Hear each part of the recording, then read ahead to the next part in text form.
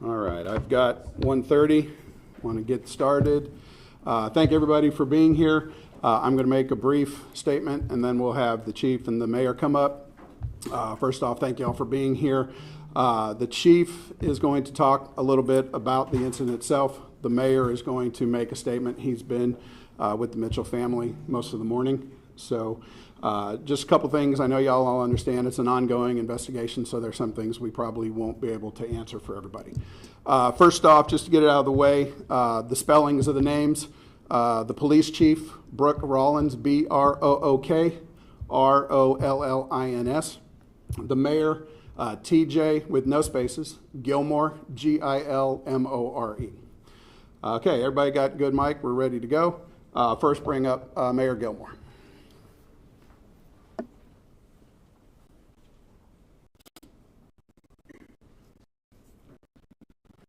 Good afternoon. I want to thank everyone for their prayers, their calls, their concerns. This morning, of course, Commissioner Mitchell, or Mayor Mitchell, who has had a long history with the city and giving back. She and her family had a tragedy this morning. Holding your hearts in prayers. There's a long road. We are pleased that Commissioner Mitchell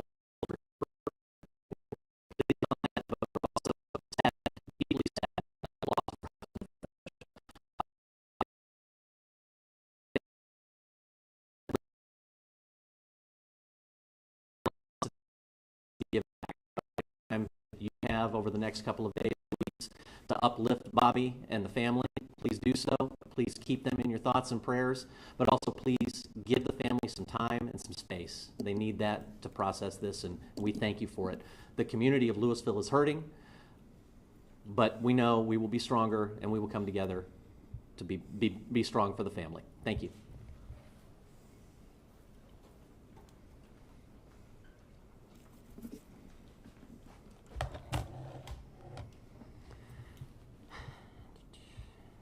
All right, well, good afternoon. Thank you all for being here today. I'm just going to provide a very high-level summary of what happened today here at the police department and in the city of Lewisville. This morning, just before 4 a.m., the Lewisville 911 Emergency Dispatch Center received a 911 call from an address in the 1000 block of Springwood Drive. The call taker that took the call heard what they reported to be as a struggle over that phone, and then somebody was also reporting that somebody was present in that location. Also, location. First officer located a vehicle outside the residence and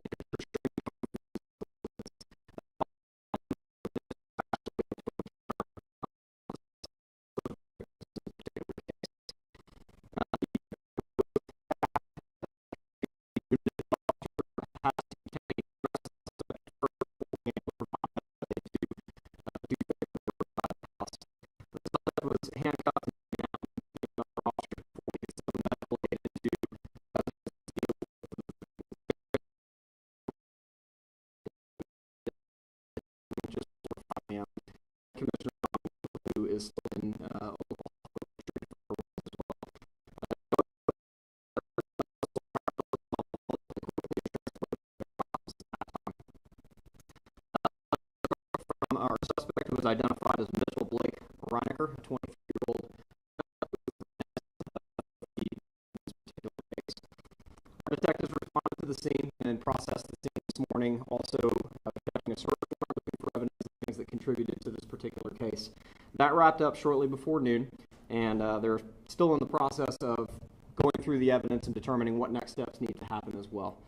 And so I'll pause there and see if there's any questions that I can attempt to answer. Obviously, I know that Matt mentioned we are still actively investigating the case. There are a lot of things I may not be able to share with you, but we do expect the arrest affidavit to go out shortly, if not already, which has more details that would be of use to you.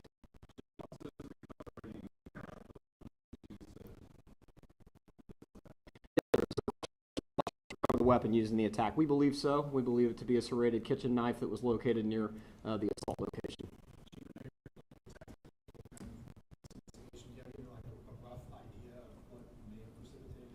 At this point, I can't really speculate what it was that precipitated this event. We're still pretty early in the investigation, unfortunately.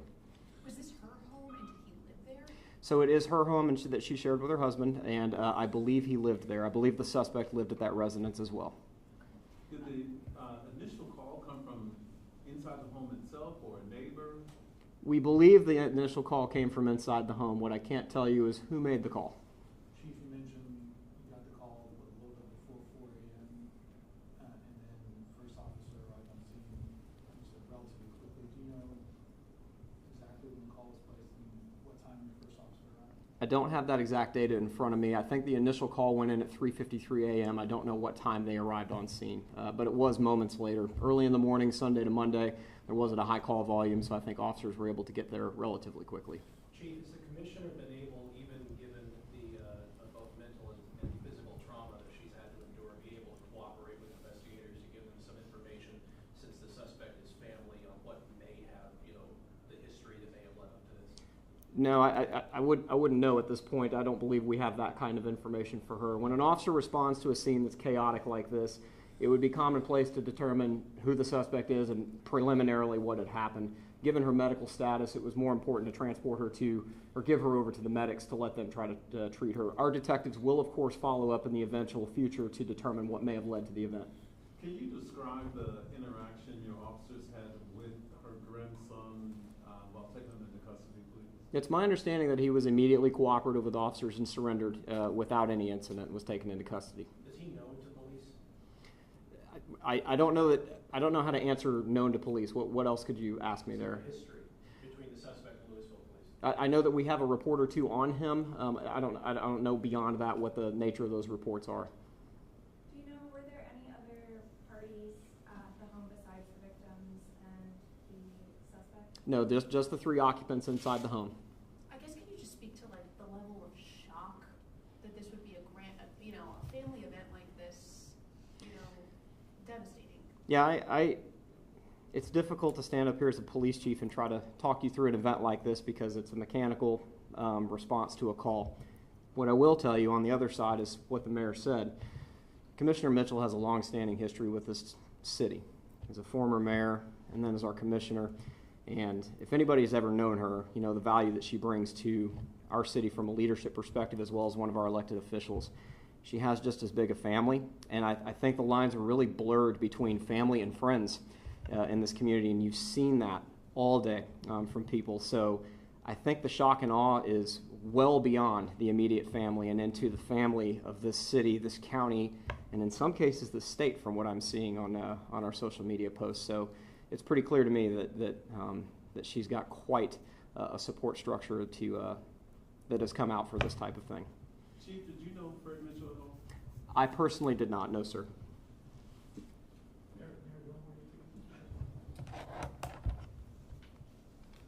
Kind of building off that last question, you gave a little context of the contribution that Commissioner Mitchell, former Mayor Mitchell, has made not only to Lewisville, but Denton County.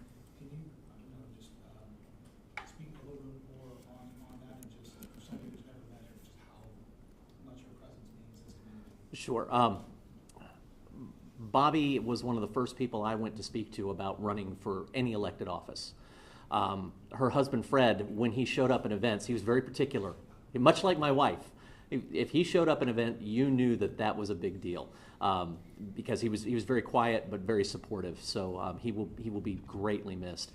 Bobbie is, she serves on the Council of Governments. She serves in the county. She serves at the state level. She serves. Let's just put it that way. And so, this is absolutely one of those things where everybody knows Bobbie Mitchell. Everybody respects Bobbie Mitchell. And to have this happen, it's very difficult for all of us. And we all want to know, but we also need to make sure that we understand that this is very, very difficult. Beyond just being a servant and all that, she's a wonderful person. She's a beautiful person, an absolutely beautiful person. Now, she's also very opinionated. She's also very funny. She's just a wonderful human being and has always been approachable. And I think that's what makes her such a great public servant. I think in today's world we see way too many public servants getting out there and not serving the public but serving themselves. Bobbie is the absolute opposite of that, and we are devastated. And we hope that she and the family can move through this, and that we can continue to have her service for many years to come. Can you just highlight what you can tell us about Fred personally? Fred mowed his own lawn. He was quiet. He was always letting Bobbie take the spotlight. Of course, I don't know if that was a let, but he was always supportive of her and of the community. I wish I could tell you more about Fred. He and I did not interact all that often, but whenever it was always that he'd married up. Outkicked his coverage, depending on which one you want to talk about.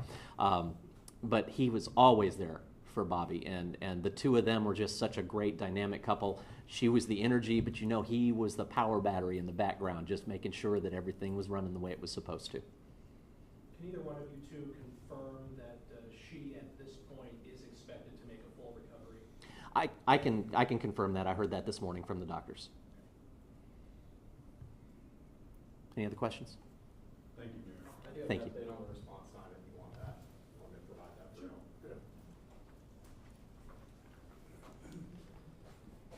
So our officers were dispatched at 3:53. The first officer appears on scene at 3:58 a.m. and at 3:58 a.m. makes a second radio call that she had the suspect.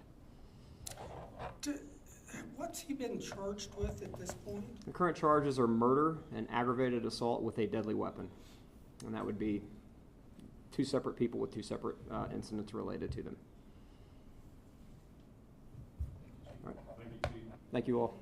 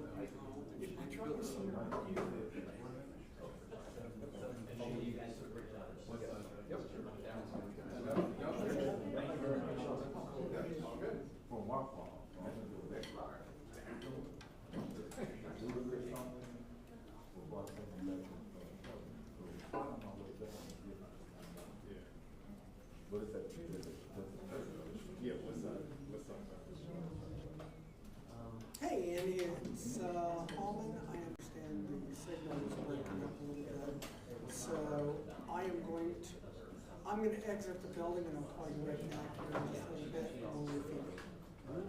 Thank you. All right, thanks, sir. Okay. Mark